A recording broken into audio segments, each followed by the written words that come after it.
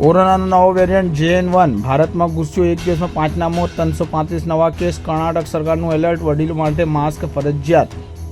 ભારતમાં કોવિડ-19ના કેસ ફરી એકવાર વધવા લાગ્યા છે. કેરળમાં કોવિડ JN1નો નવો પેટા વેરિયન્ટ મળ્યો છે, જેના કારણે એક જ દિવસમાં કેરળમાં 4 લોકોના અને યુપીમાં કોવિડ પોઝિટિવ વ્યક્તિઓ માટે પોતાને જીવ ગુમાવ્યો છે. કેન્દ્રીય આરોગ્ય મંત્રાલયના જણાવ્યા અનુસાર રવિવારે ભારતમાં 335 નવા કોવિડ-19 કેસ નોંધાયા છે અને સક્રિય કેસોની સંખ્યા વધીને 1701 થઈ છે.